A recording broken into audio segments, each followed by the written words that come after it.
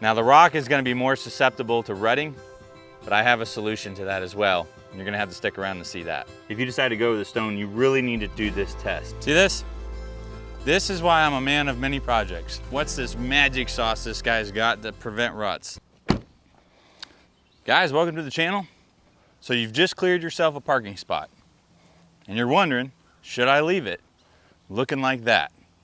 Well, we're going to answer that question today. So you've cleared your parking pad, you've got a dirt surface, and you're asking, should I leave it like this? And the answer is no. No, you shouldn't. And there's some good reasons. Let's talk about those. You see this right here? We all have it, we all hate it, but it is exactly why you don't leave your parking space just dirt. Adding a ground cover is going to help slow down that weed growth, not prevent it. We can only slow it down, guys. But there is a second benefit, traction. Traction, some type of ground cover is going to allow you, especially in reverse, backing up a heavy trailer, have traction. This doesn't look bad, but just a simple touch of the gas pedal actually dug a small rut here. These little ruts will become a nuisance over time. Ruts will get deeper, they'll collect water, erosion can happen, but more importantly, you're now starting to adjust the elevation of where you're detaching your trailer or hitching it. Let's go over 4 options that I'm already using in and around my property. I got a number 57 stone. I have asphalt millings. This is crushed concrete. And this is just some rubber mulch, but of course you could substitute that for regular mulch. All of these should be available in most markets around the US. Let's talk about the first category here that's probably most important to all of us, and that's price. Here where I am locally, the number 57 stone and the millings are about the same price. Correction, I read the price sheet wrong.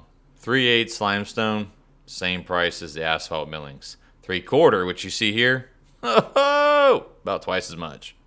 You pay a little bit more for crushed concrete. And the mulch, let's put that into 2 categories. If it's a wood mulch, it's the cheapest option. If it's what I have here, a rubber mulch, it's the most expensive option. For me, I want to rule out the one that's most obvious, probably to a lot of you and is to me, and that's the mulch, okay? But I don't want to just pass it by. It has some myths about it, and I think the biggest one is that it gets hot, especially a black color. Guys, it doesn't get hot. I could run a test for you, but that's not what you're here for. You're just going to take my word for it. But there are YouTube videos out there where they do temperature tests on rubber mulch. It doesn't get hot. It's not going to kill your plants, and I'm in Florida. There are a few other reasons why this is a fantastic product and really worth the money, and it's an ouch to the pocketbook. Because it's rubber, it won't rot. And because it won't rot, it doesn't need to be replaced as often. Everyone has seen that mountainous landscape bed where somebody just top dressed it with new wood mulch. It's because they didn't clear out the old mulch first. That was rotted and that did fade. And to that note, I haven't really experienced any color fading in mine either. The other great benefit, it doesn't float away. Now that we've ruled mulch out, we're really down to 3 really good options. And there may be some reasons why you want to choose one over the other that you haven't thought about yet. So if you're parking a boat, I can tell you with a white floor, a milling, it's not good. Trust me, I know. If you love to walk bare feet and you're anything other than a 5-year-old, all of these are bad options, but these are especially a bad option. So how about dusting? That should be a consideration for all of us. I can tell you right now that both a milling and a crushed concrete will dust, especially if you're tracking heavy vehicles frequently. A number 57 stone is not gonna dust. The only way that's gonna happen, guys, is if you're driving over it daily with heavy dump trucks, heavy equipment, semi-trucks, and the rocks have just been grinding on each other, basically turning into dust. How about for ease of spreading and compaction? All of them do okay. These 2 will do much better. If you're really, really looking for something flat, smooth, looks good, I choose the milling. I just like the black. Let's talk about aesthetics. And with aesthetics, I'm gonna put compaction / how level is the surface. And if that's a high priority for you, then it's probably gonna be a milling or a crushed concrete. Both of these lay down nice and flat. They can be top dressed easily and they really provide a nice uniform look. This one's a little bit more salt and pepper. This one's gonna be a little bit more of a consistent gray. It's black now because it has moisture, but it will gray out over time, but it's more of a uniform gray. One other really great benefit about the asphalt millings, over time, if they start to gray out and you don't like the color, you wanna make it dark again, or maybe you're just getting a lot of cracks in it, after you top dress it, you can actually have it reseal coated just like a parking lot. And it looks fantastic. And that oil will get down in that rock and actually cause it to re-harden. Now, none of these examples should go directly over dirt. You need something in between. And with what I just said, I bet you're already thinking about what it might be. But I can tell you, you may not be thinking about it correctly, or you may not be focused on all the right reasons why. And I've got some great examples right here on my property as to why you should take it seriously, and we're gonna talk about those. Earlier I teased there was something else that you should consider. I bet you most of you guessed what's in this box. This is not your Home Depot special fabric or Lowe's fabric. Okay guys, this is not something you're just gonna roll down to the store and get. This has got a pretty heavy mill rating. This isn't a weed barrier like what you're gonna get at Lowe's or one of the big department stores. That's a much thinner fabric, and it's meant to do exactly what it sounds like. Slow down weeds, slow down grass growth. This is a far more durable product meant to handle stone, rock, tires, weight, things that could cut through it. But there's still two primary types. There's a pervious type and an impervious type. What I have here is the pervious type, okay? And all that really means is that it's meant to allow water to go through. And I got it from, hopefully this will come out, but Shaggy, what does that say? Sandbaggy.com, no affiliation, paid my own money for it. In fact, the reason why I'm going with this is I bought this 2 years ago for my road out there that I've talked about on this channel that flooded during Hurricane Ian, the one I had to build through the water. And that is exactly why I went with a material that will drain the water through, because I was literally building the road in the water, and any water that got on top, I wanted it to be able to drain through. And in particular over there, I wanted it to be able to do that because it has a retaining wall. I did not want that soil or anything on top to hold that water. So over there, I showed you that that was a pervious material. This is about as heavy duty as it gets, and it's an impervious material. Ooh, ants. That would be a far better option under here, but what I have is what I'm using. Don't hold the weeds against this fabric. It does a much better job than that. What you're seeing is my neglect. About a year's worth of neglect. I didn't tell you which one I've picked, but we're taking the dump trailer and we're gonna go get a load of it right now.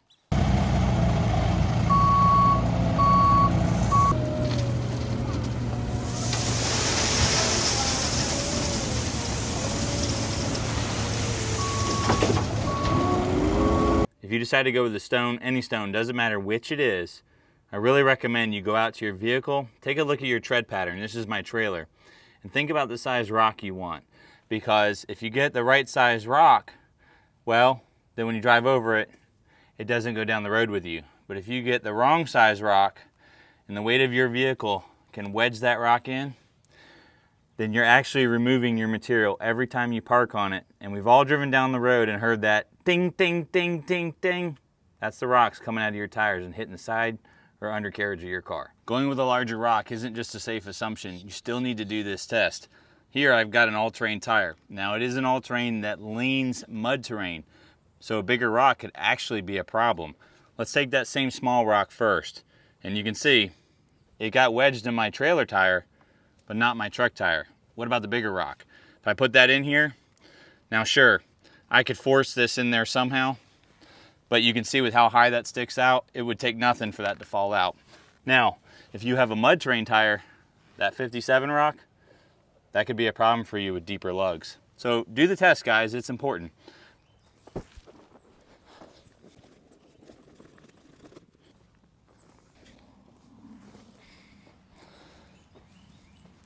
Oh wow, I didn't realize how much was actually in this roll. That's great news, look at this. I don't want to oversell the thickness to this, but I mean, you don't even just like stab through this very easily. And again, this is the pervious kind, not even the impervious. That's not the right jargon. If you go on their website, they call it something else, but I showed you earlier.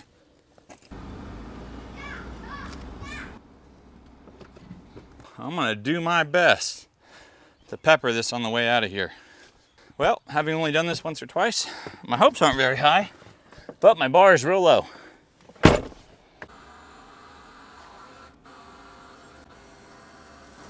Now I'm not sure if I can put this trailer all the way up. Hopefully I won't need to.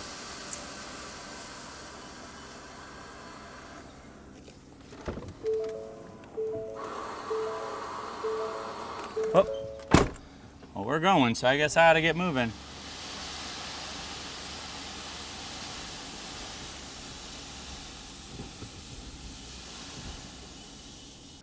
Got a pretty good amount still left in the trailer. Now what would be ideal is to get this trailer closer to this side, right? Just less to spread that way. But I have a problem. The eave height.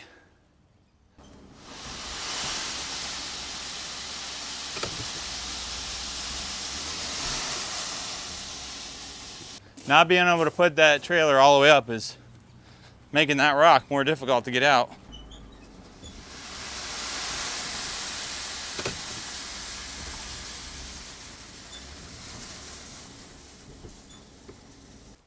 Anyone see the problem? Go ahead, take a second, think about it. What's in my hand and where's my trailer? Oh. When I backed up, I must have not had it in the truck enough, and the front tire caught the cable and pulled it right out of there. Now I don't want to touch that because those are still hooked to the battery. Well, there's a Deutsch connector here. We're learning a lot on this one, folks. Know how much slack you have. I could just buy a whole nother one, but that would be a waste of money. This is just putting a few wires back together. No big deal in the end. Just a little nighttime garage activity. Okay, this is a good time to stop and tell you that there is another reason why we're putting this fabric down, and you should put it down too. It's not only to control those nasty weeds, but it's to keep this material, whatever you choose, millings, crushed rock, number 57 like I have, crushed concrete, doesn't matter what it is, mulch, whatever. It's to keep it from sinking down into the soil underneath. So many people put down rock and they just put it right over the native soil. And when you get heavy rains and you drive over it with heavy equipment, it's like taking rocks and just shoving it in the cookie dough. You're losing it. And over time, you have to top dress it. Now you're gonna have to top dress this stuff no matter what over time. You just will, because you'll get rutting. Although I have a fix for rutting too. You're gonna have to stick around to find that one out. I'm gonna share that one at the end.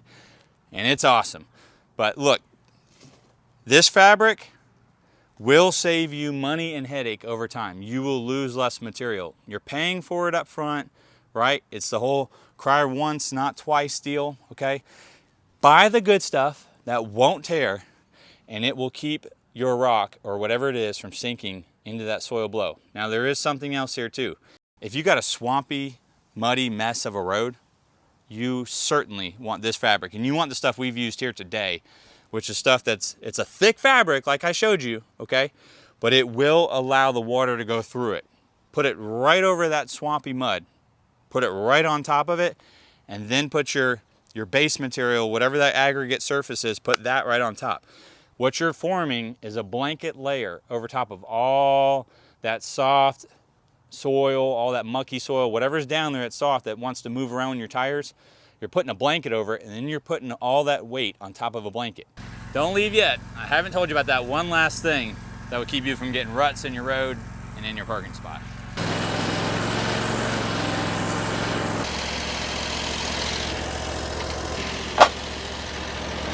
Okay, you guys have been patiently waiting to find out what's this magic sauce this guy's got to prevent ruts. I am not gonna cut this to open it up, because when I do, it's like an accordion. But you can get some flavor of what it is. Just simple plastic. Now what I want you to visualize is if I cut this, how this would just open up like an accordion, okay? And what it's gonna do, I'll try to put a picture on the screen somewhere, but it's gonna make a bunch of honeycombs. But little pockets like this. Now they're all webbed together, okay? So as you got that little pocket, you're gonna take rock, it doesn't matter what it is, pea gravel, rock, crushed concrete millings, but it doesn't matter what it is. Although it's mostly for rock. You put that gravel down in there, and it fills that honeycomb.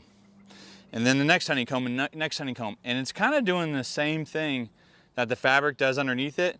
Well, it's putting a skeleton to that rock. So when you drive over it, where all that tire pressure is from the contact patch, it can't push the rock out because it's tucked inside this honeycomb webbing. That is one way that you will make a project like this pretty darn expensive. And it's just unnecessary for a parking spot.